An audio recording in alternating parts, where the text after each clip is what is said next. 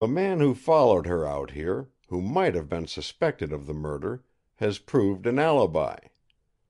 Now, I ask you, as a lawyer and a sensible man, who's going to believe that she came out here without having notified you of her coming? Who, as fact stands now, is going to believe anything but that you, desperate with the fear that she would make revelations which would prevent your marriage to Miss Sloane and keep you from access to an immense amount of money which you needed, who's going to believe you didn't kill her, didn't strike her down, there in the night, according to a premeditated plan, with a dagger, which, for better protection of yourself, you had manufactured in a way which you hoped would make it beyond identification? Whose—" Wilton intervened again. "What's your object, Hastings?" he demanded, springing from his chair. "You're treating Berne as if he'd killed the woman, and you could prove it." Webster was swaying on his feet, falling a little away from the piano and reeling against it again, his elbows sliding back and forth on its top. He was extremely pale. Even his lips, still stiff and twisted to what he thought was a belittling smile, were white. He looked at the detective as a man might gaze at an advancing terror which he could neither resist nor flee. His going to pieces was so complete, so absolute, that it astonished Hastings. "And you, both of you," the old man retorted to Wilton's protest, "you're treating me as if I were a meddlesome outsider intent on framing up a case, instead of the representative of the Sloane family, at least of Miss Lucille Sloane. Why's that?" "Tell me what's on that paper," Webster said hoarsely, as if he had not heard the colloquy of the other two. He held up a trembling hand, but without taking a step. He still swayed, like a man dangling on strings, against the piano.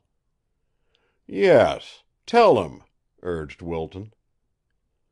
Hastings handed Webster the envelope flap. Instead of looking at it, Webster let it drop on the piano. "One of the words," Hastings said, "is pursuit. The other two are uncompleted." "And it's her handwriting, the daughter's?" Wilton said. "Beyond a doubt."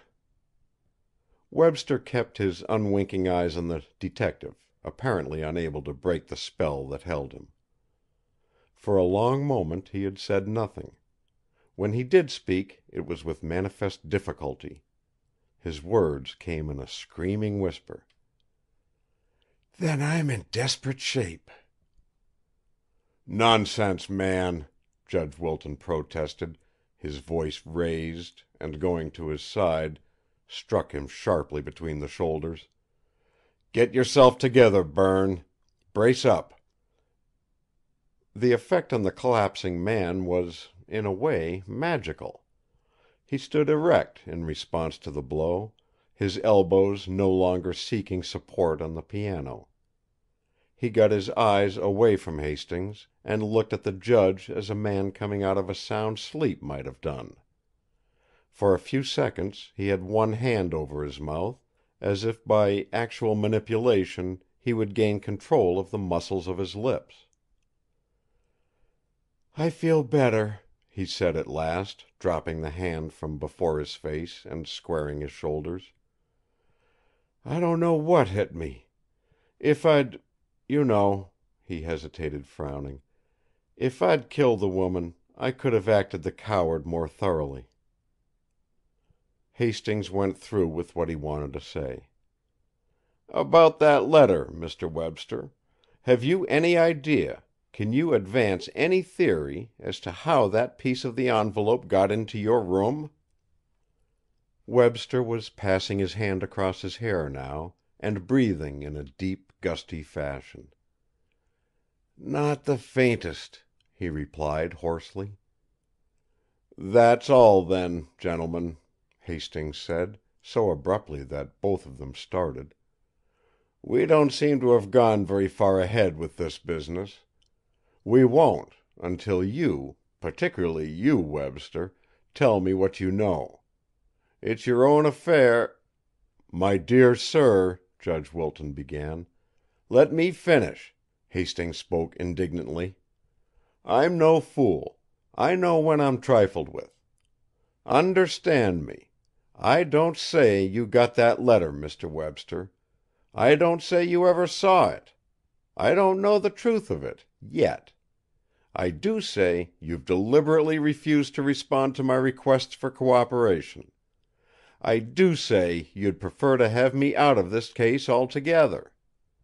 I know it, although I'm not clear as to your motives, or yours, Judge. You were anxious enough, you said when we talked at Sloane's door, for me to go on with it.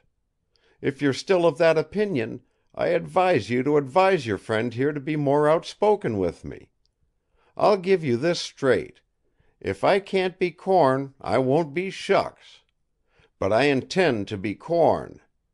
I'm going to conduct this investigation as I see fit. I won't be turned aside.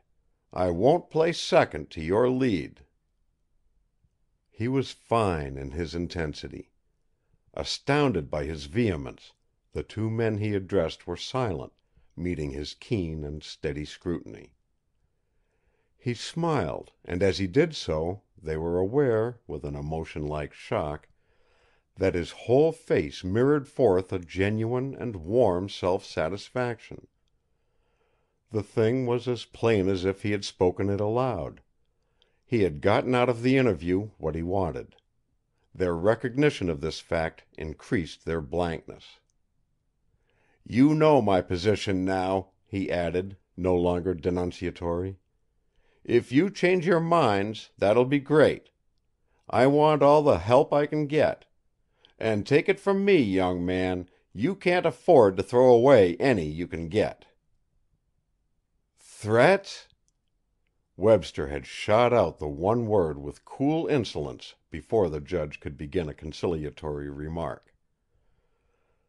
The change in the lawyer's manner was so unpleasant, the insult so palpably deliberate, that Hastings could not mistake the purpose back of it. Webster regarded him out of burning eyes. "No, not threats," Hastings answered him in a voice that was as cold as ice. "I think you understand what I mean. I know too little, and I suspect too much, to drop my search for the murderer of that woman." Judge Wilton tried to placate him. "I don't see what your complaint is, Hastings. We—" A smothered, half-articulate cry from Webster interrupted him. Hastings, first to spring forward, caught the falling man by his arm, breaking the force of the fall. He had clutched the edge of the piano as his legs gave under him. That, and the quickness of the detective, made the fall more like a gentle sliding to the floor. Save for the one gurgling outcry, no word came from him. He was unconscious, his colorless lips again twisted to that poor semblance of smiling defiance which Hastings had noticed at the beginning of the interview. End of Chapter 9. Recording by Roger Moline.